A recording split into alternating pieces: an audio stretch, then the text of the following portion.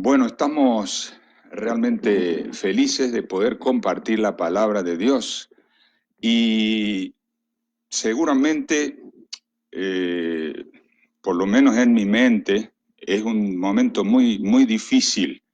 Es muy difícil dar un mensaje que pueda abarcar todas las necesidades de nuestra audiencia hoy. Puede haber personas que es la primera vez que escuchan incluso una predicación, porque normalmente no las hacemos así al aire, pero también seguramente hay personas que hace muchos años que son parte de la iglesia y están buscando, necesitando, anhelando un alimento sólido, eh, un alimento sólido que calme, que llene las expectativas y las necesidades de este momento. Y vamos a hacerlo a través de la palabra de Dios. No encuentro otra manera, en realidad.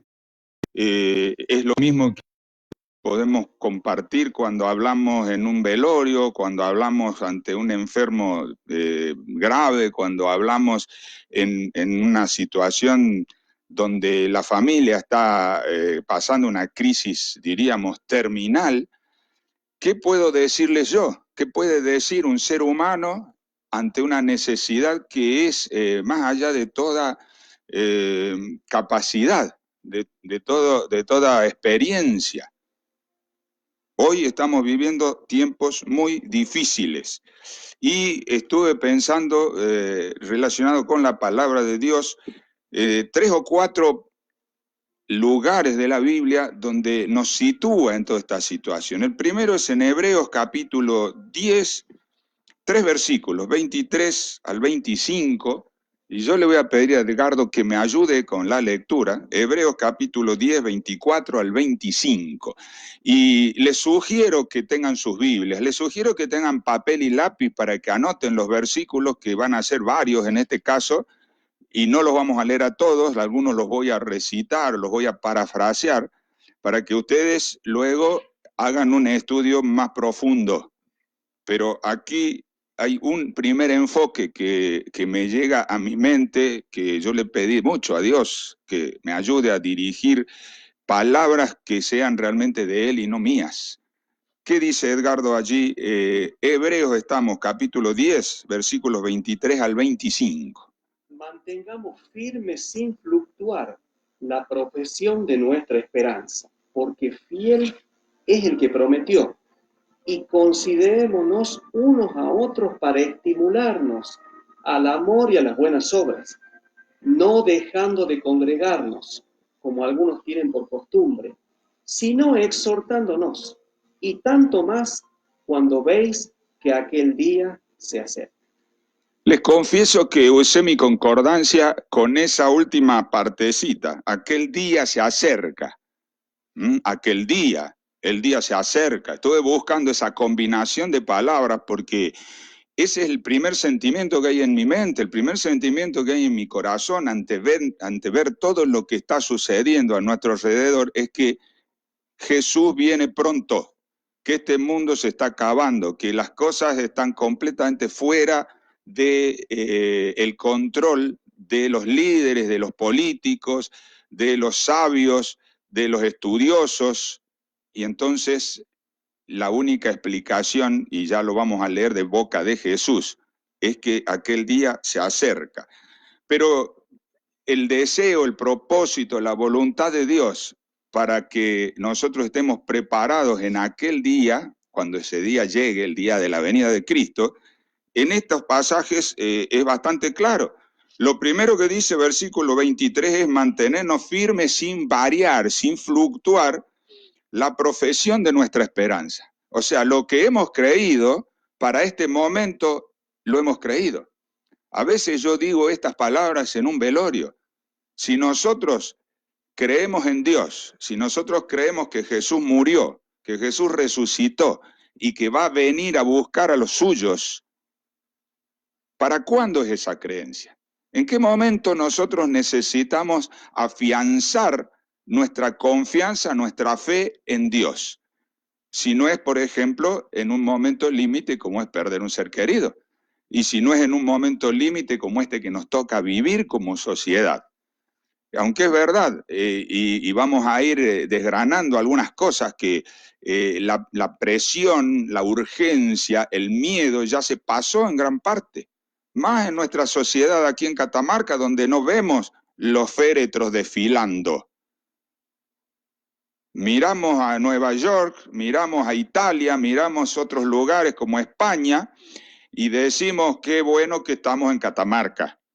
Y usamos eso como una excusa posiblemente internamente, no acuso a nadie y menos me trataría de acusar a mí mismo de que nosotros vamos tomando a la ligera este asunto. No sabemos lo que va a pasar y alabamos a Dios y agradecemos a Dios de estar en un lugar como Catamarca, pero la conciencia que tiene que despertarse en nosotros es que hay una lucha entre el bien y el mal. Y el enemigo quiere usar toda circunstancia que él mismo provoca para que el propósito de Dios no se cumpla en tu vida, que no se cumpla en mi vida. Si nosotros entendemos este mensaje, el propósito de Dios es que nosotros mantengamos nuestra confianza, nuestra unidad y nuestra comunión con Él. Y es lo primero. En este tiempo nosotros tendríamos que, y fíjense ustedes que en general tenemos más tiempo que antes. Bueno, usemos ese tiempo para reforzar nuestra comunión con Dios. ¿Es eso lo que está pasando en tu vida? ¿O quizás pasó un poco al principio y ahora no tanto? ¿Cómo estás hoy? ¿Cómo has vivido todos estos días? ¿Has usado esta oportunidad tan negativa en muchos aspectos es tan negativa esta situación que estamos viviendo como ciudad, como provincia, como país, como planeta, pero la estás usando para reafirmar tu seguridad, tu confianza, tu comunión con Dios, porque nuestra necesidad es escuchar a Dios a través de su palabra. Nuestra necesidad es expresarle a Dios nuestras realidades más íntimas a través de la oración. El culto personal. ¿Cómo está el culto personal en tu vida? ¿Cómo ha estado, si vos viste que ahora todo se mide con códigos de barra, etcétera, gráficos, y ahí están los gráficos de cómo los contagios, de cómo las muertes en el mundo, en Nueva York, en Italia, en nuestro país, en nuestra provincia, ahí queremos guardar el cero, cuidar el cero, ¿no? El invicto, pero todo con gráficos. Ahora, si vos hicieras un gráfico y lo tendrías que hacer día a día, como están haciendo los periodistas así, de una manera, yo diría, sensacionalista, pero real. Día a día, ¿cómo está tu comunión con Cristo? ¿Cómo está? Pero no es solamente eso el propósito de Dios. Mientras esperamos que aquel día que está acercándose rápidamente llegue, la palabra de Dios dice que debemos considerarnos unos a otros para estimularnos al amor y a las buenas obras. Estimularnos al amor significa estimularnos a ser como Dios. Que en nuestra mente, en nuestro corazón, esté el carácter de Dios, que seamos como Jesucristo. Y te cuento, estas circunstancias, este encierro, a veces ha sacado lo peor de nosotros. Hemos tenido que intervenir en 2 o 3 cosas que al principio directamente no podíamos salir.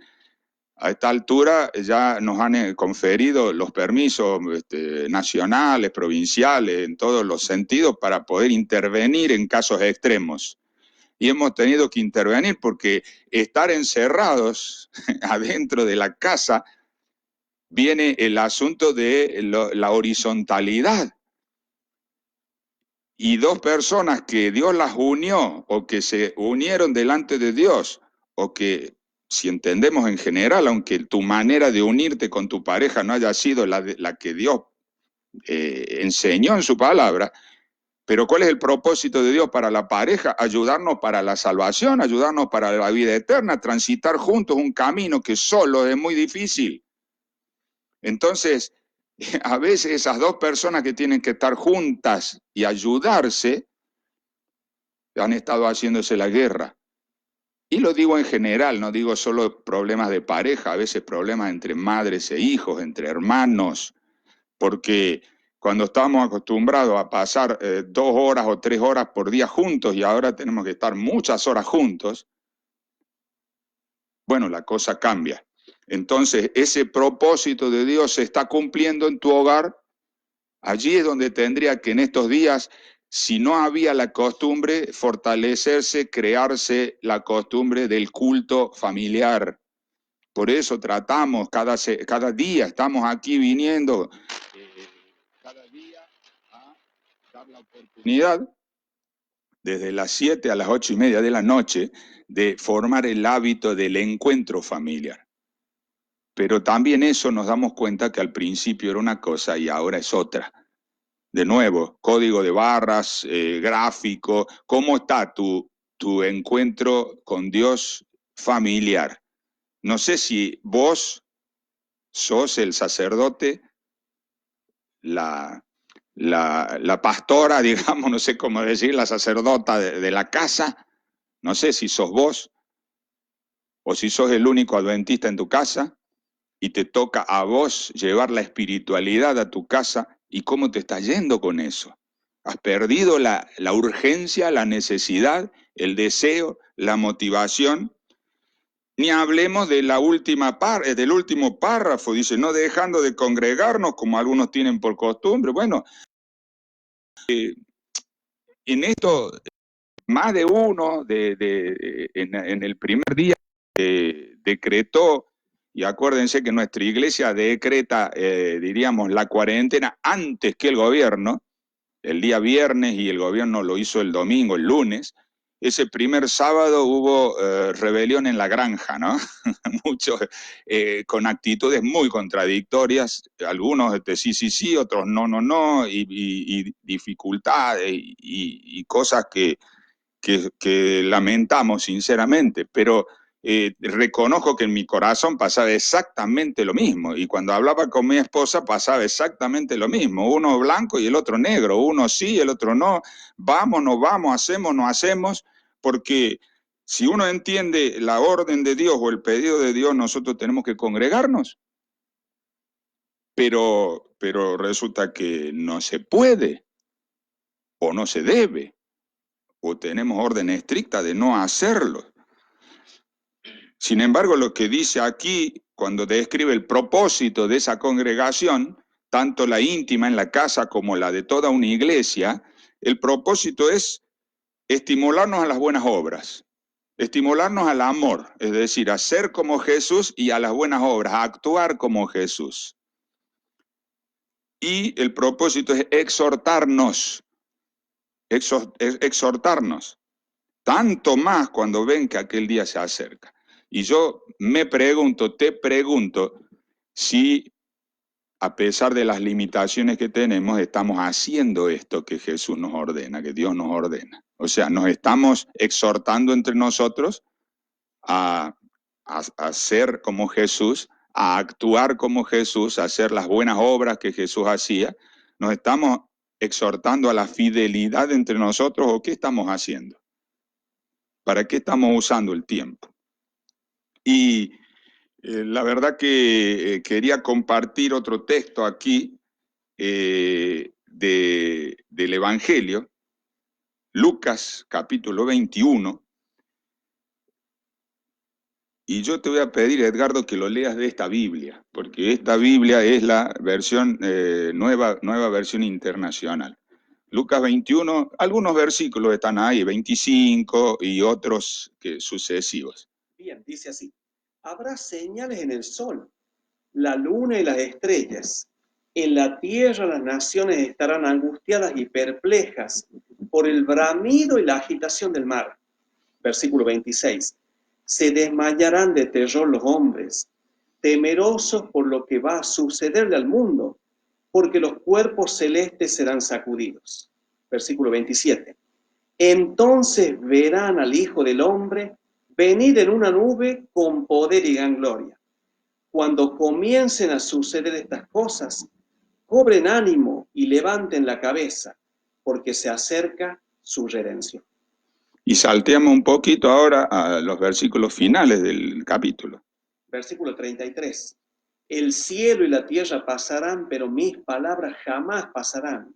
Tengan cuidado, no sea que se les endurezca el corazón por el vicio, la embriaguez y las preocupaciones de esta vida. De otra manera, aquel día caerá como improvisto sobre ustedes, pues vendrá como una trampa sobre todos los habitantes de la tierra. Estén siempre vigilantes y oren para que puedan escapar de todo lo que está por suceder y presentarse delante del Hijo del Hombre. ¿Qué les parece? Me gustó esta versión que es más moderna y que es más gráfica, que es más clara, para escuchar de bocas de Jesús, de boca de nuestro Redentor, del que va a venir, cómo va a ser la cosa. Y por supuesto, dedica buena parte de lo. Yo recorté mucho, ustedes pueden leer todo el capítulo 21, pueden leer todo el capítulo 24 de San Mateo también, tomen nota, allí está, es un capítulo paralelo, 24 y 25 también, de San Mateo, donde hay distintos más detalles. Allí habla de las plagas, ahí habla de las enfermedades, ahí habla de las señales en la naturaleza. Pero es interesante, me gusta la manera que lo registra Lucas, porque Lucas habla del sentimiento de las personas, de la reacción de las personas, y describe lo que está pasando hoy, cuando visito, cuando hablo con la gente. Aquí dice que la gente estará angustiada, la gente estará perpleja, o sea, no entiendo lo que está pasando, me supera. Se desmayarán, la gente se angustiará de tal manera que perderá la noción de lo que está sucediendo a su alrededor. Estarán temerosos. Y ese sentimiento es el que nos embarga a la mayoría de nosotros. Nos debiera embargar, nos debiera llenar a nosotros como cristianos. Definitivamente no estamos exentos. Si una persona pierde su trabajo por todas estas circunstancias, puede ser un cristiano también. Dios nos prometió que vos por ser cristiano no vas a perder tu trabajo, no vas a pasar necesidades. No prometió que no te va a dar el coronavirus tampoco. No está eso en la Biblia como promesa. La promesa de Dios es que Él va a estar a tu lado todo el tiempo hasta el final, y luego al final, en ese día, como dice la expresión y la palabra, Él te va a dar vida eterna, ya sea que tenga que resucitarte porque pasaste por el descanso, por la muerte, o ya sea que realmente no veas muerte y pases directamente de la vida perecedera a la vida eterna. Y entonces a mí me llama la atención porque Jesús reafirma el asunto, ¿no? Dice, miren, va a pasar la tierra y va a pasar el cielo, pero mis palabras no van a pasar, van a permanecer. Y la apreciación es esta, nos alerta del peligro que hay para vos y para mí. Somos la iglesia del tiempo del fin, somos la iglesia de la Odisea en la profecía bíblica, allí en Apocalipsis capítulo 3, hacia el final. Somos una iglesia tibia. Y por eso Jesús dice, tengan cuidado, no sea que se les endurezca el corazón por el vicio. Y a mí me preocupa tremendamente porque es probable que en este tiempo alguno de alguna manera le ayudó a dejar ciertos vicios, ¿no? Imagínate, en todo este tema de la cuarentena es más difícil conseguir ciertas cosas, aunque pareciera que el mal siempre se las ingenia y vas a conseguir casi lo que quieras. Se puede conseguir, hemos estado en la cárcel y se puede conseguir adentro de la cárcel todo, alcohol, drogas, tabaco, lo que quieras, y acá afuera, cuarentena o no cuarentena también, pero digamos que podría suceder que como tenés que estar todo el día al lado de tu mamá, por decir así, no podés estar en esas actividades. Pero aún gente que no estaba en vicios, puede adquirir nuevos vicios como problemas con la internet, como problemas con la pornografía, como adicción a estar mirando películas todo el día, o qué sé yo, estoy describiendo cosas muy simples y muy suaves si se quiere, pero Jesús advierte, dice que se nos puede endurecer el corazón por estas cosas. Y como nosotros estamos buscando alternativas, y hace 3 semanas empezó esto, y la vista es que por lo menos va a durar 3 semanas más, estamos en la mitad.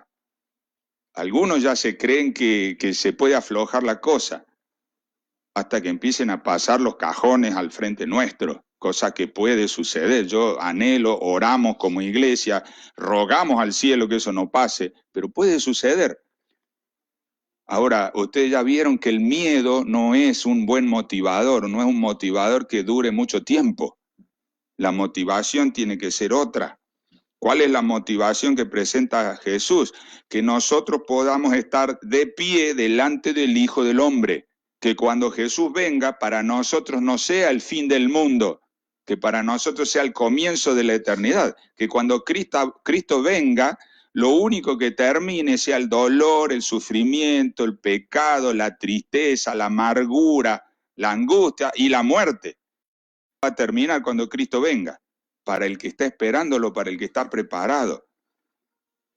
Porque si vos no lo estás esperando, si tu corazón se endurece, dice, por el vicio, por la embriaguez o la borrachera, por las preocupaciones de esta vida, nada legítimo, inocente, que preocuparnos por las cosas del día a día, ¿no es cierto? Nada más sencillo y más necesario. Tenemos que comer todos los días, necesitamos esto y necesitamos aquello. Te digo una cosa, me di cuenta que en la cuarentena uno puede ahorrar mucha plata. Claro, si te entra, porque si no te entra no va a poder ahorrar nada, pero hay un montón de gastos que uno después se da cuenta que no eran imprescindibles, que no lo podés hacer y que ya pasaron y no lo hiciste. Bueno, pobres los que manejan restaurantes, pobres los dueños de los cines y tantas otras actividades de ese tipo, que la gente una vez que termine esto no puede después de decir, bueno, como yo antes iba una vez por semana al restaurante, ahora voy a ir todos los días. Normalmente no vamos a hacer eso. Pero, ¿cómo estamos aprovechando estas circunstancias? Porque por ahí yo me peleo con el hermano Luis Rodríguez, ahí seguramente nos está escuchando, porque él habla de que las cosas malas nos ayudan, y a mí, o sea, yo entiendo lo que él quiere decir, pero no me gusta que alguien piense que Dios manda las cosas malas para ayudarnos. O sea, estas cosas malas las produce el enemigo, a veces las producimos nosotros mismos o el prójimo, pero sí Dios las utiliza para que nosotros crezcamos y las utiliza para que nosotros podamos desarrollarnos espiritualmente. Y si no estás esperándolo a Jesús, ese día va a llegar de improviso, dice Jesús acá. Va a ser como una trampa. Por eso estén vigilantes y oren, dice, para que puedan escapar de todo lo que está por suceder.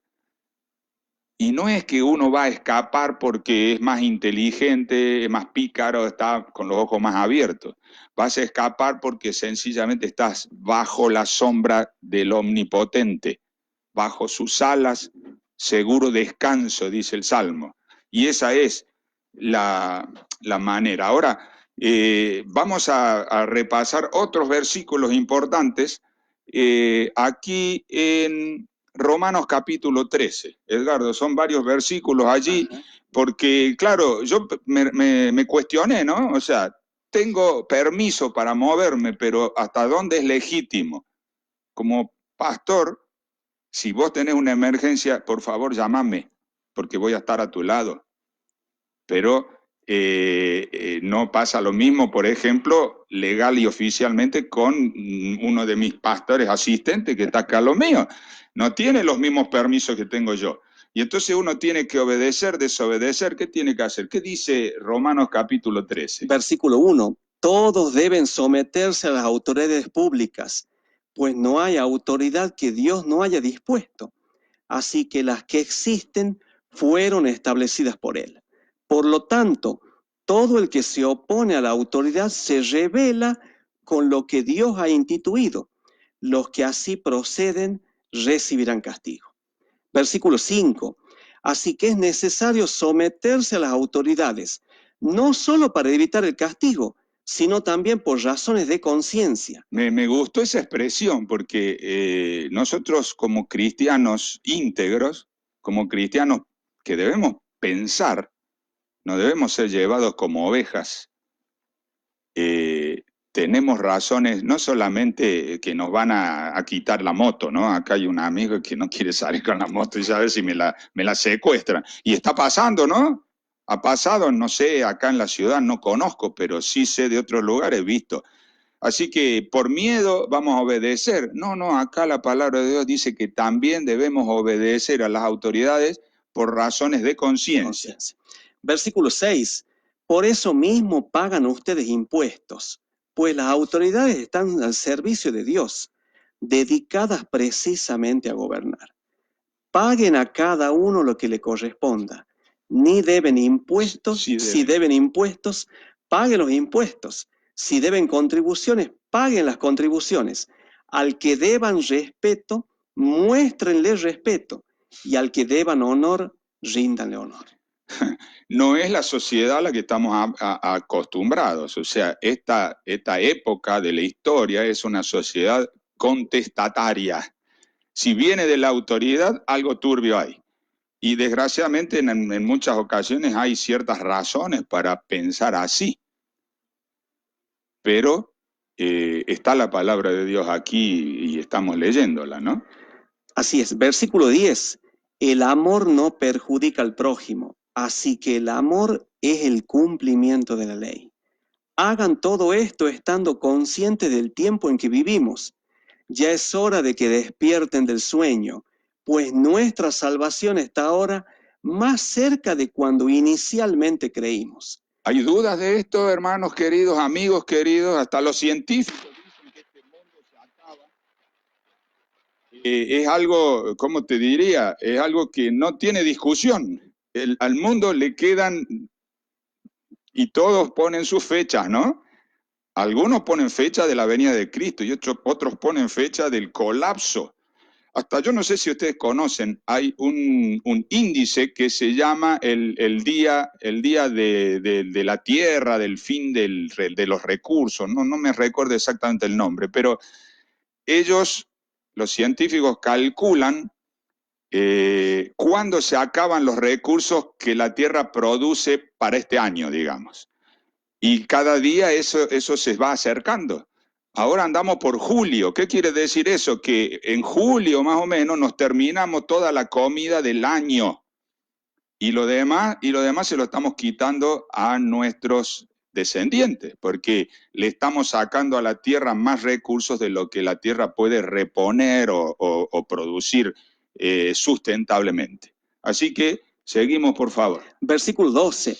La noche está muy avanzada y ya se acerca el día. Por eso, dejemos a un lado las obras de la oscuridad y pongámonos la armadura de luz. Vivamos decentemente, como a la luz del día, no en orgías y borracheras, ni en inmoralidad sexual y libertinaje, ni en disensiones y envidias. Más bien, revístanse en ustedes del Señor Jesucristo y no se preocupen por satisfacer los deseos de la naturaleza pecaminosa. Tremendo, ¿no? Más claro, imposible. Eso de vivir a la luz del día es un tironazo de oreja para los catamarqueños, me parece, ¿no? Y yo en eso, por más cordobés que sea, les cuento que me he acatamarqueñizado totalmente. Eso de dormirse a la 1, a las 2 de la mañana. Y después, bueno, ustedes saben lo que pasa a la mañana. O sea, debe haber alguno que dice, hoy era sábado, a ver si me conecto, ¿no? Y están todavía en eso. No estoy exagerando para nada y ustedes lo saben. Lo que pasa es que lo que uno hace de noche, aparentemente nadie lo ve. Pero la palabra de Dios es muy clara, dice que Dios va a traer a juicio tanto lo que hicimos a la vista como lo que hicimos a escondidas, porque Él está en todos lados y Él lo ve todo y está todo, absolutamente todo, registrado. Si hay una razón por la cual la mayoría de la gente, digamos, delinque, es porque piensa que no lo van a ver, que no lo van a descubrir, que va a evitar. Y si uno mira las estadísticas de nuestro país, son calamitosas. Más o menos el 2% de los delitos en nuestro país queda con condena. 2%. El otro 98% lo hicieron, por ahí tuvieron algún enredo con la ley, lo llevaron algo, pero nunca llegó una condena, otros nunca lo descubrieron y otros, en fin. Quiere decir que esa expectativa humana con la justicia humana pareciera estar justificada. Yo me arriesgo, si apenas el 2% lo pescan y lo condenan, lo demás, no. Entonces, estamos desconociendo la realidad espiritual de que todos vamos a comparecer ante el juez. Todos vamos a tener que presentarnos delante de Dios y vamos a ser juzgados por nuestros hechos, nuestros actos, sean buenos o sean malos. Y la palabra de Dios nos está indicando aquí claramente que, bueno, está hablando de ciertos pecados que son notables, por decir así, como el que está borracho se le nota, ¿no es cierto? El que anda con un par de mujeres termina sabiéndose también. Los que causan peleas, el fruto de la envidia, todas esas cosas suelen ser evidentes, pero cuando nosotros tratamos de mantener nuestro pecado oculto, ese pecado nos destruye a nosotros. Y Dios al final va a destruir el pecado y a los pecadores que no lo hayan entregado. ¿Se entiende ese concepto? Es decir, si vos has pecado, tu esperanza está en entregarle tu pecado a Jesús, el que murió en la cruz, para poder perdonarte. Bueno, eso significa vivir preparados, vivir de acuerdo a la etapa de la historia que nos toca vivir al día con Dios y con sus expectativas para nosotros. Quiero que leamos un versículo más, o mejor dicho, son 3, San Mateo capítulo 7, 21 al 23. Es interesante, pero de nuevo aquí hay una circunstancia de juicio. Repito, la venida del Señor al mismo tiempo que es el fin del mundo, es el comienzo de la eternidad. Es un juicio. Es decir, divide la humanidad en dos grupos, el grupo que va a vivir para siempre y el grupo que va a ser destruido para siempre. Ese es el evento que, por supuesto, desde el folclore, desde Hollywood y todo ese tipo de imaginario, es algo terrible, el fin del mundo. Pero para el que está preparado, para el que está pidiendo que termine este mundo de dolor, de sufrimiento, de angustia, es la mejor y la más excelente noticia. Como dice el apóstol, la bendita esperanza, la esperanza más maravillosa que podemos tener como cristianos. Edgardo, San Mateo capítulo 7, versículos 21 al 23, por favor. Dice así: no todo el que me dice Señor, Señor, entrará en el reino de los cielos, sino el que hace la voluntad de mi Padre que está en los cielos. Muchos me dirán en aquel día: Señor, Señor, ¿no profetizamos en tu nombre, y en tu nombre echamos fuera demonios, y en tu nombre hicimos muchos milagros? Entonces les declararé: nunca os conocí, apartaos de mí, hacedores de maldad. Bueno, este versículo, estos versículos, estas palabras de nuestro Señor Jesucristo me gustan mucho porque ponen en perspectiva la cosa. Aquí hay un equilibrio entre el ser y el hacer. Aquí hay un equilibrio entre la fe y las obras, porque los condena diciéndoles hacedores de maldad. Pero cuando uno escucha los argumentos de esta gente, ellos están justamente diciendo que sus obras eran buenas. O sea, ellos eran de la gente que iba a la iglesia, eran de la gente que servía a Dios, que hacía hasta milagros en su nombre. Sin embargo, la razón de la separación, es decir, la razón de la marginación, de ponerlos del lado de los perdidos, que da Jesús, es: yo no los conozco. Yo no los conozco. Y si nosotros recorremos con la mente alguna de las parábolas que ejemplifican el juicio de Dios o la venida de Cristo, que es lo mismo, Jesús usa las mismas palabras. ¿Se acuerdan de las 10 vírgenes? De las 10 jóvenes, 5 eran prudentes, eran sabias, y 5 eran imprudentes, eran dejadas. Y cuando llega el momento, ese grupo de imprudentes no tenían suficiente aceite para sus lámparas. Y entonces Dios no las deja entrar a la boda, es decir, al reino de los cielos, simbólicamente, no las deja entrar, era parábola de las bodas, justamente. Y Jesús le dice estas mismas palabras, le dice: miren, no las conozco, no las conozco. Porque toda persona que se acerca a Cristo por interés, toda persona que se acerca a Cristo de forma esporádica, toda persona que se acerca a Cristo para conseguir y no para entregar, termina siendo un desconocido para Cristo. Porque lo que salva a las personas verdaderamente es la comunión con Cristo. Conocer íntimamente a Jesús. ¿Cómo usted conoce a Jesús? Fácil, usted lo conoce. Por medio de la Biblia, Él le habla. Y por medio de la oración, usted le habla. Vos le hablas cuando le hablas a Dios. Y Dios te escucha. Lo hagas en voz baja o en voz alta, lo hagas a los gritos o lo hagas con tu mente. Dios te escucha. Le digas que estás enojado con Él o le digas que lo amás, Dios te escucha. Y Dios prefiere que le digas que estás enojado y no que te quedes callado, porque eso sería justamente lo que produce que Dios no te conozca. No porque no sepa lo que hay en tu mente, en tu corazón, sino porque es un conocimiento mutuo. Léanse San Juan capítulo 10, allí cuando Jesús habla de que Él es el pastor y nosotros las ovejas. Y hay expresiones muy tiernas. Dice: mis ovejas conocen mi voz y me siguen. Y yo conozco a mis ovejas por nombre, dice. Yo las llamo por nombre y ellas vienen. ¿Eso se produce en tu vida? No te estoy hablando ni siquiera de, ahora no podemos ni asistir a la iglesia, así que eso es esgrimir como razón para que Dios nos salve. No, yo voy a la iglesia. No, no vas a la iglesia porque las iglesias están cerradas.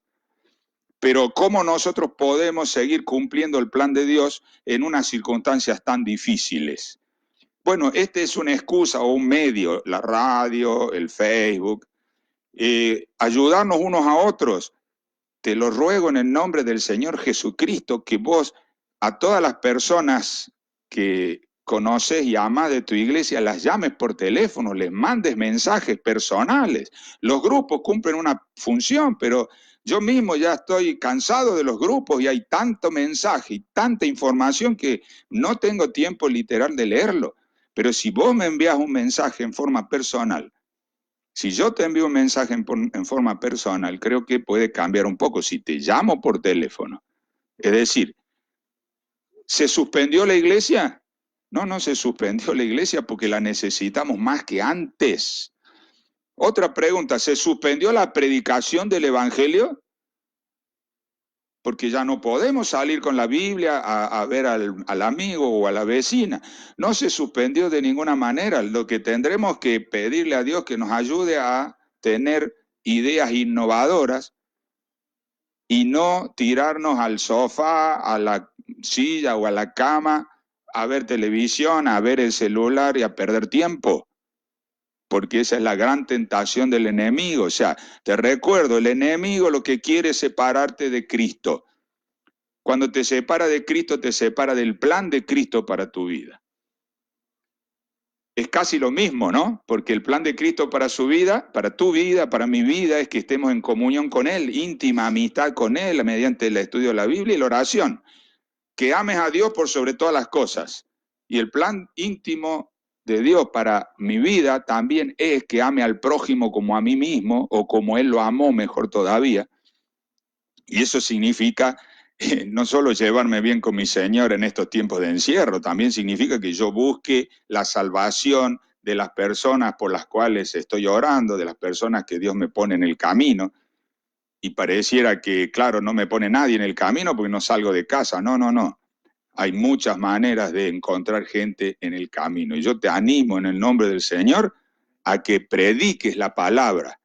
Vamos a poner en tus manos, ya hoy vamos a estar distribuyendo entre los líderes, estudios bíblicos que se pueden realizar de manera virtual.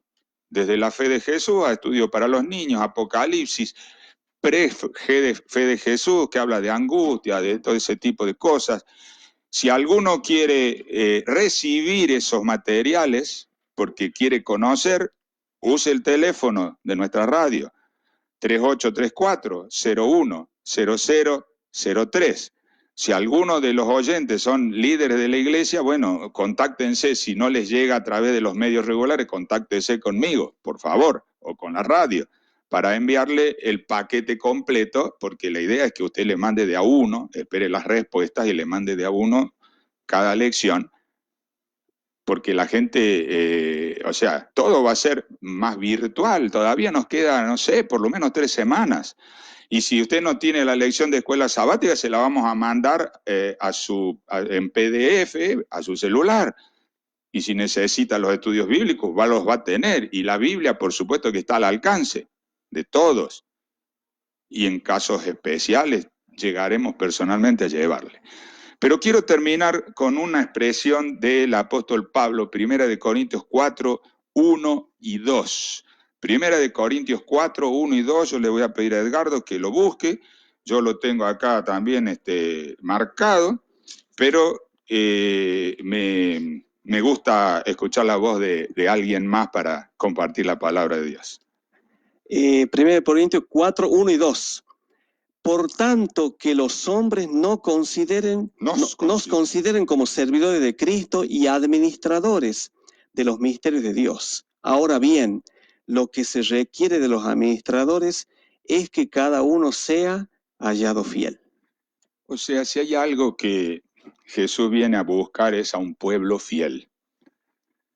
Si hay algo que Jesús va a mirar para dividir las cosas es si sos fiel. Ser fiel no significa ser perfecto. No somos perfectos. No vamos a ser perfectos en esta vida. No somos perfectos. Pero sí podemos ser fieles. Y yo te invito en el nombre del Señor a que decidas ser fiel.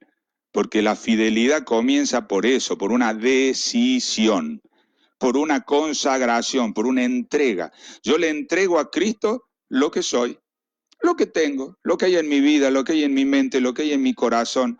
Esa mugre, esa impureza, esa necesidad, esa angustia, ese dolor, esa vergüenza, ese pecado. Todo lo que hay en mi corazón yo se lo entrego a Jesús, yo me consagro. Y cuando yo me consagro, el Señor toma mi vida y la usa. La usa. En lo personal, la palabra de Dios promete lo siguiente: el que comenzó la buena obra en vos o en mí, la va a terminar. Quiere decir que Dios va a preparar mi mente y mi corazón para la eternidad. Pero también Dios te quiere usar como leímos recién, ¿no es cierto? Administradores de lo misterioso que Dios ofrece al ser humano, que es la gracia, la vida eterna, la salvación, el perdón de los pecados, la justicia, la transformación en una vida pura, en una vida parecida a la de Cristo. Todas y cada una de estas cosas son milagros de Dios. Ninguna de estas cosas yo puedo alcanzar por mis propios méritos. No hay, dice Elena de White, que no hay una hebra en ese tejido, no hay una hebra de hechura humana. Todo lo tiene que hacer Dios. Pero si hay entonces una obra que el enemigo quiere hacer, es separarte de Dios. Y te hago el resumen y termino aquí porque me encanta hablar de este tema, me preocupa, me preocupas, me preocupo de mí mismo porque cuando me miro al espejo no veo cómo salvarme, cómo pueda salvarme. Pero decía eso Lutero, ¿no? Me miro al espejo, me miro a mí y no entiendo cómo puedo salvarme. Lo miro a Cristo y no entiendo cómo puedo perderme, porque Él ya pagó el precio, porque Él ya hizo las obras de bien que yo tenía que hacer y me mostró el camino, porque Él ya envió el Espíritu Santo a mi vida para que transforme mi mente, mis gustos y mi corazón, pero yo tengo que darle permiso, invitarlo al Espíritu Santo. ¿Te gustaría que cuando Jesús venga puedas estar de pie delante de Él? ¿Te gustaría que cuando Jesús emita un veredicto respecto a tu nombre pueda decir que te halló fiel? ¿Se acuerdan de la otra parábola del fin del mundo allí en Mateo 25? Relatamos la de las vírgenes, ahí ya nomás está la de los talentos. Cuando Jesús mira a esa persona que fue fiel y le dice, bien, siervo bueno y fiel, sobre poco fuiste fiel, sobre mucho te pondré. Entra en el gozo de tu Señor. Que Dios te bendiga.